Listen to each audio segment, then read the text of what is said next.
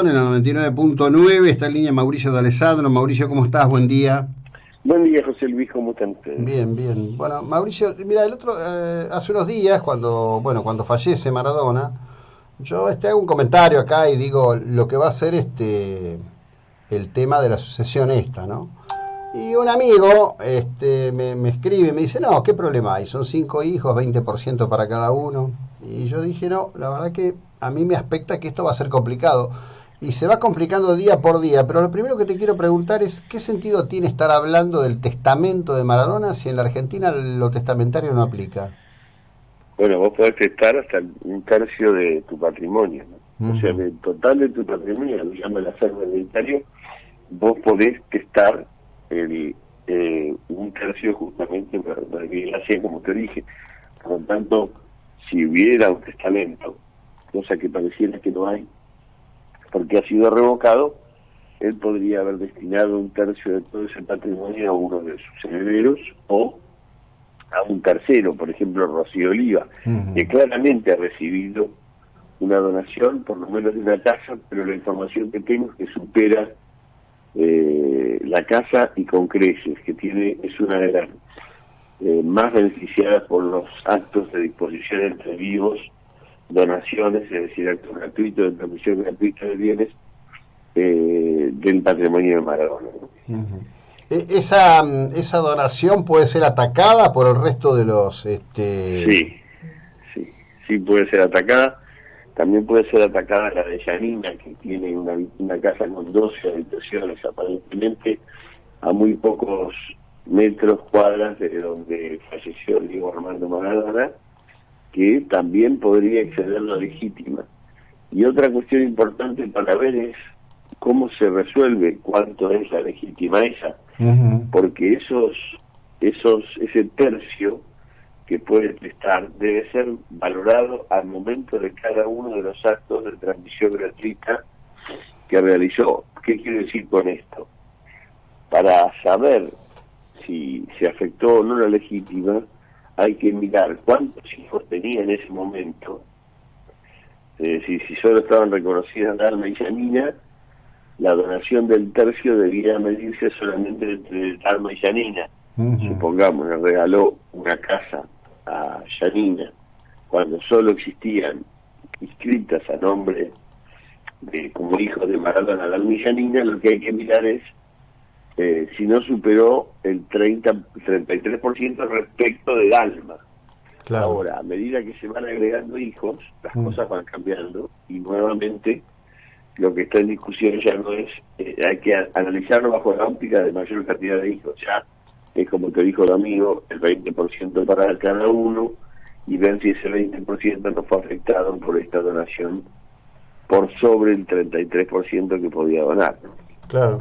Lo que parece ser Es es bien que... complejo, bien Sí, complejo. claro. No sería extraño que Rocío Oliva tenga que devolver la casa o poner plata para poder quedarse lo que se llama la acción de reducción. En el caso de los herederos, la acción de corrección de, de una donación por sobre la legítima se llama colación, Ujú. pero en el caso de terceros que han recibido donaciones se llama reducción. Es decir, hay varias acciones para modificar estos errores o estas diferencias entre los que tienen la legítima, ¿no?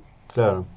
Este, eso en legislaciones como las de Estados Unidos e Inglaterra dan mucha más libertad, ¿no? Porque permiten realmente disponer del patrimonio. Acá Sí. la presencia del Estado con su afán recaudatorio siempre termina complicando todo.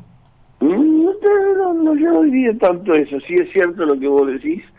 Es cierto que en los países anglosajones la posibilidad de testar no tiene el límite de la legítima. Vos podés dejar en la plata a quien querés, pero la vocación recaudatoria de Estados Unidos, si te morís y tenés un patrimonio a nombre tuyo, eso el Estado te quita la mitad de entrada. Ujú. Por eso hay tantos testamentos, el will, como se dice en Estados Unidos, Ujú. y nadie muere si no tiene una sociedad o algo, ¿no? Es la mejor forma de esquivarle a los derechos sucesorios. No hay cantidad de sucesiones como hay acá en los tribunales americanos, ¿no? Es decir, Claro. la persona muere y generalmente no hay nada para distribuir.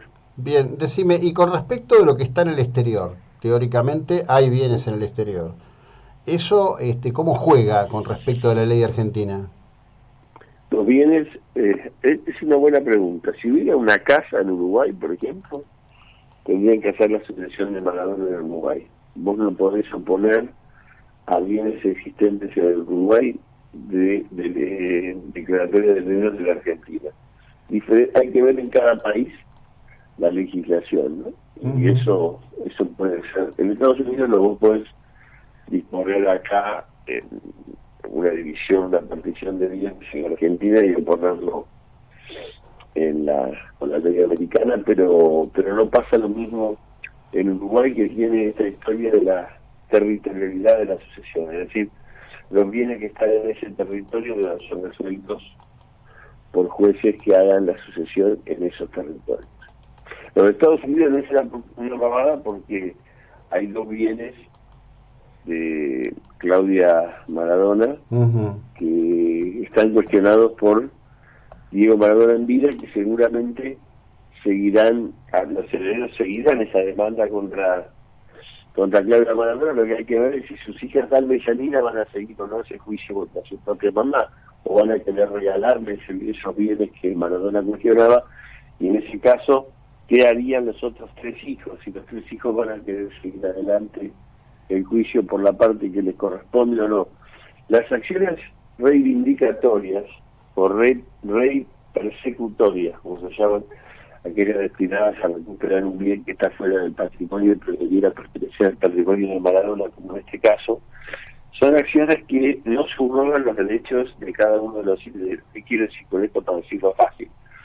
Si Dalma y Yanina deciden que no le van a pedir a Claudia Maradona los bienes de Estados Unidos que Maradona decía que eran propios y que Claudia le había robado, eso no impede o no impide que Diego Junior, los Dieguito Fernando, a través de su representante Mario Baudry, reclamen que esos bienes sigan adelante con las acciones iniciadas por Maradona, para que esos bienes vengan al patrimonio de Maradona. Y entonces, si eso ocurre, Claudia Villafañe tendrá que hacer, que se llama la acción de reducción, tendrá que darle un dinero a Diego Junior y al Dieguito Fernando para evitar que el bien de Estados Unidos pase a integrar el acervo sucesorio. Otro lío más. Claro. Y agregar los problemas de la marca. Hoy una mala noticia para la familia Maradona. Acaba de perder la demanda el capitán Piluso, una demanda contra la petrolera más grande de la Argentina, que se le había ocurrido poner en los surtidores unas fotos del capitán Piluso, fallecido, como ustedes recuerdan, en Mar del Plata el 5 de marzo de 1988.